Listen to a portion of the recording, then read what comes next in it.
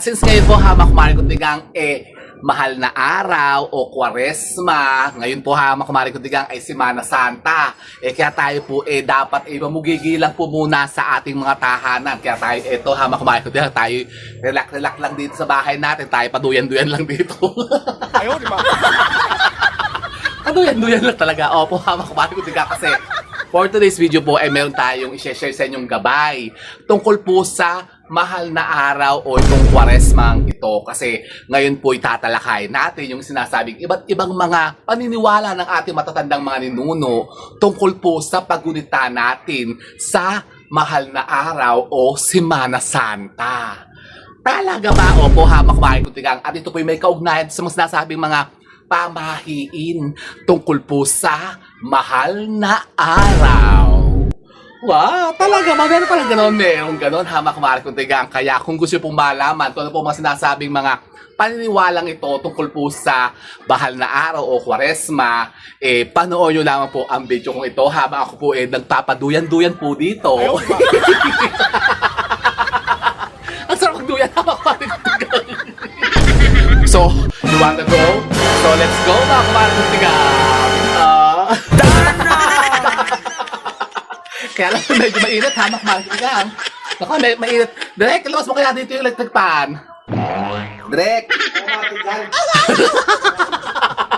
So yun na nga po hamak Marikutigang. Isang mapagpalang araw po sa inyong lahat. At since ngayon nga po ay Kwaresma o mahal na araw.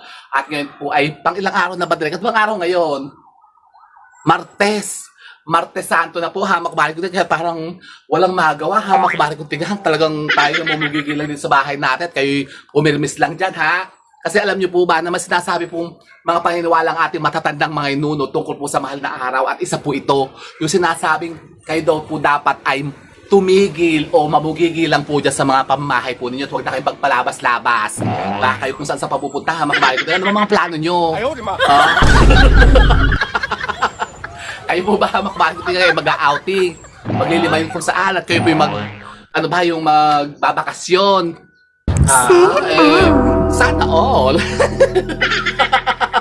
Nako hamak Marikutigang kayo po yung mag-staycation na lang dyan sa inyong mga tahanan. Kasi alam niyo po ba na meron mga sinasabi nga po paniniwala ang ating matatandang mga inuno tungkol nga po sa mahal na araw. Na yung mga sinasabing pinagbabawal gawin kapag kagantong mga panahon ng Kwaresma o yan o Semana Santa. So ano na ba yung mga yan? O eto po, isa-isa po natin hamak Marikutigang. Ito po yung mga sinasabi mga lumang paniniwala na po ng ating matatandang mga inuno na may kaugnayan nga po sa paggunita natin sa mahal na araw na sinasabing tayo po yung maaaring makaabat ng mga sinasabing mga negativities at kamalasan kapag ka ito po yung ginawa po natin. So ano yung mga yan? Number 1 po hamak Marikutigang, yung lagi kong sinasabi sa inyo.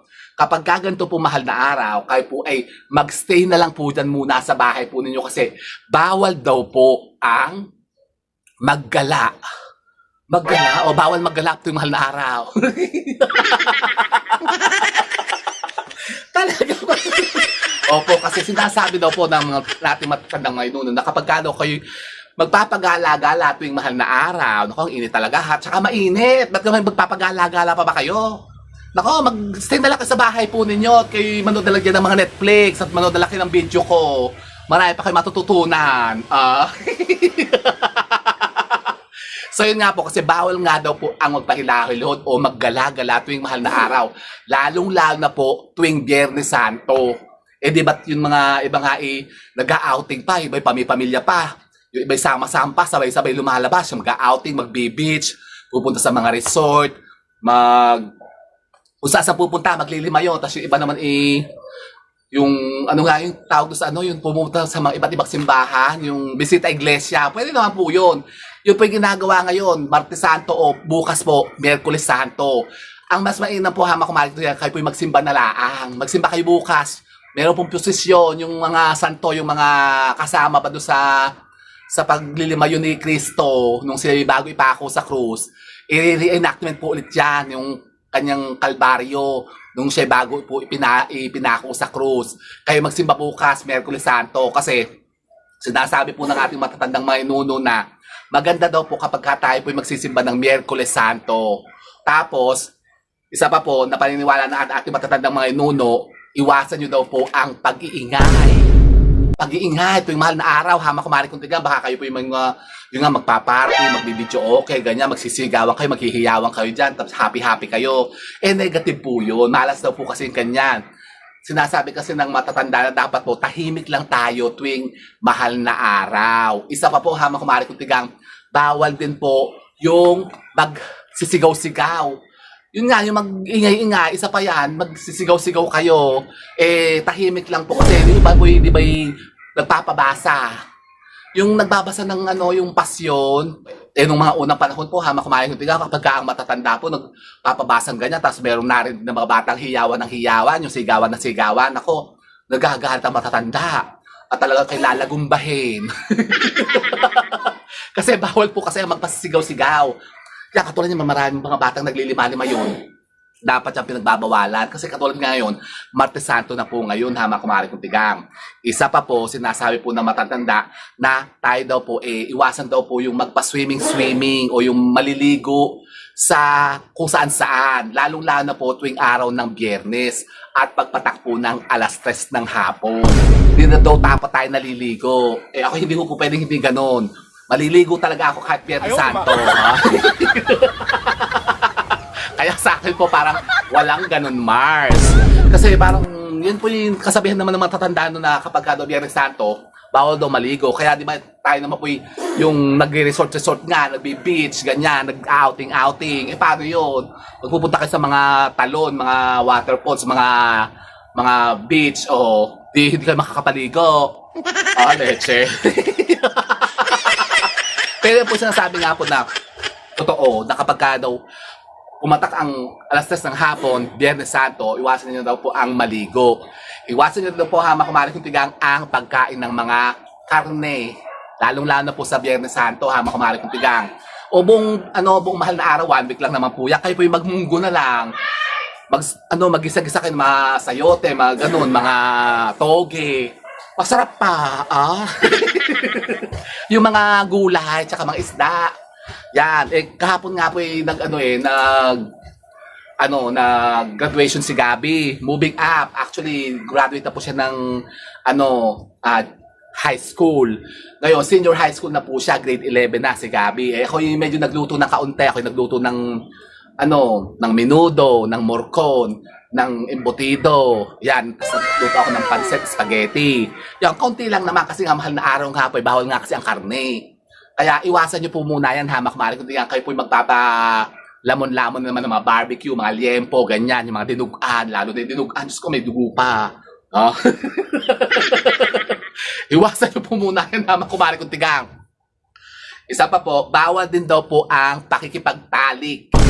Nako, bakit naman pinagbawal yun? Yun ang pinaka-enjoyable, di ba? Yung pakikipagtalik, nako. Huwag niyo po munang gawin yan, hama kumari kung tigang.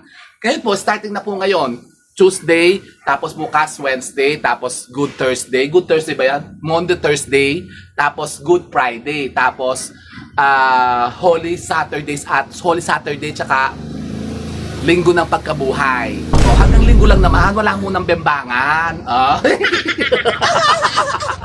Huwag mo muna kayo magkikipagtalik, hama kumari kung tigang. Kasi sinasabi ko kapag kayo po yung nakipagtalik, parang na rin kayo kumain ng karne. Di ba? Parang, di ba yung mga ng asawa nyo, karne yun Ayaw, di ba? Naku po, seryoso. Kaya tigilan nyo po muna yan. Bawal yan. Bawal din daw po muna, hama kumari kung ang pagbubungkal ng lupa. Bawal magtanim. Huwag kayo magtatanim ng halaman, hama kumari kung hindi mabubuhay. Bakit? Kasi sinasabi nga po, bawal daw po maghukay sa lupa kapag mahal na araw. Isa pa po, bawal po ang magkumpuni ng bahay o magpa-renovate ng mga bahay nyo.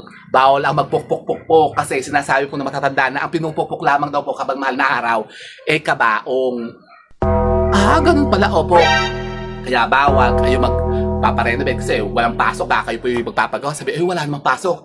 Holiday, ganyan, paggawa natin yung bubong, yung kitchen natin, ganun. Wag po muna ipagpaliban nyo kasi bawal nga daw po magpa-renovate ng bahay kapag kamahal na araw. Bawal magpukpok. Kasi nga po, sinasabi nga ng matatanda, na pinupukpok lang daw po kapag mahal na araw, yung mga kabaong na ginagawa. Bawal lang magpupukpok, ganun. Bawal magpa-renovate. Isa pa po, hama kumari kung tingnan, pagbawalan niyo po mga anak nyo, yung Yun nga, maglilima-lima yun, magtatatakbo, magsisigawan. At yung aakyat sa mga puno. Bakit naman? Kung maraming bunga, halimbawa ang mga puno, kasi summer ngayon. Tagbunga ng mga, yan, katulad niya, may mga kaimito, may mga sampalok, ang daming bunga ng bayaba sa mga sa summer ngayon. Nako, pagbawalan niyo po muna ang paglilimayo ng anak niyo sa mga bundok-bundok, tapos sila po, mangangakyat ng mga puno kasi baka daw sila maaksidente.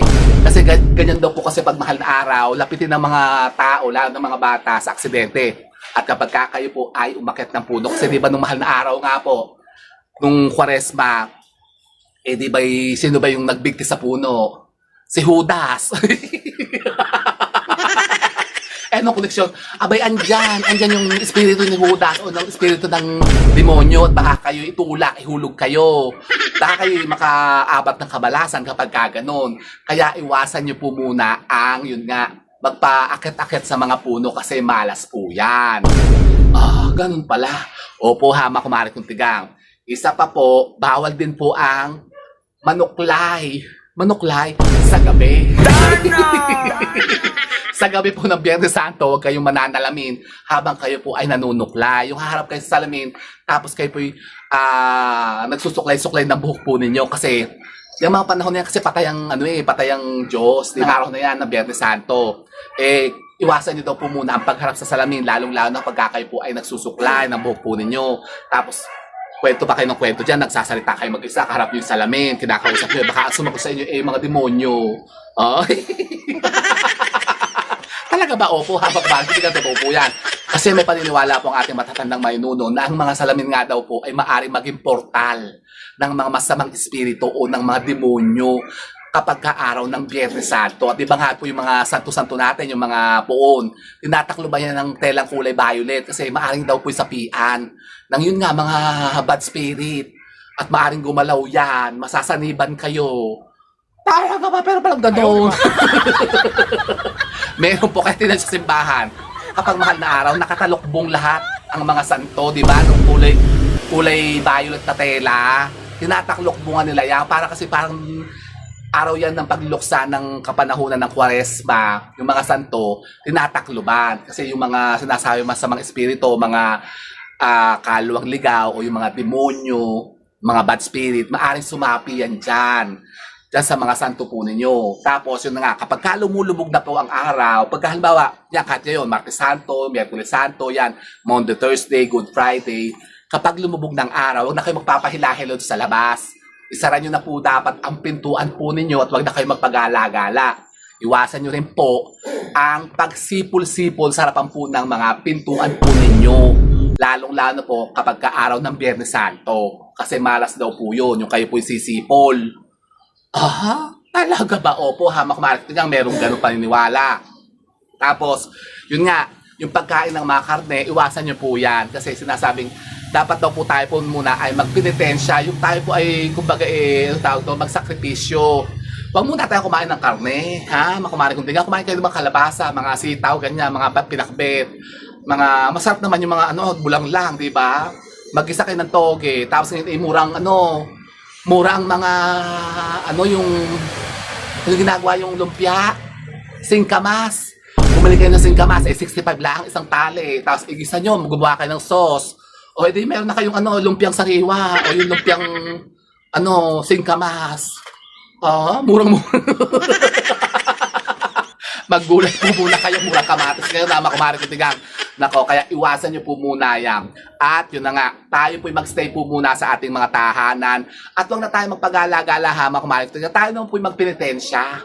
Yan, magsimba tayo sa araw ng Miyerkules Santo tsaka Biyernes Santo.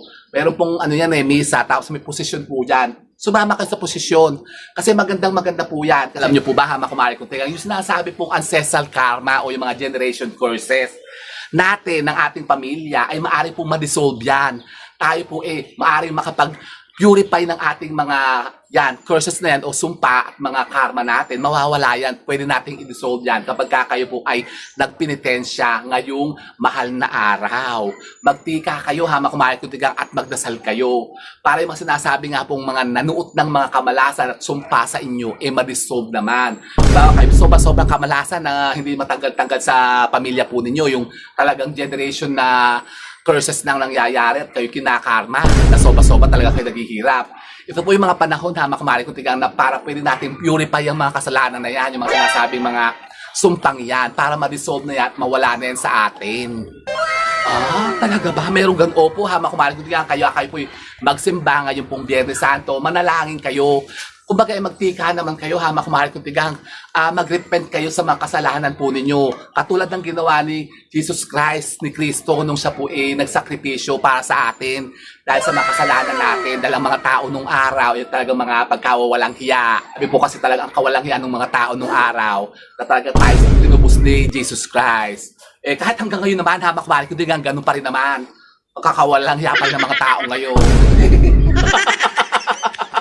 Talaga naman, habang kumalit nyo, tinon yung nangyayari nyo sa mundo. Di ba, may war. Di mo kawalang yan ng mga tao, binobomba ang kapwa nila tao. Tapos sobrang magmahal ang ang gasolina. Tapos magla-lockdown na naman daw. At ano yun? Ha? Sino ba yun? Hi, Direk! Direk! Ito si Maria Clara, nagbubusit dito, naggangal-ngal.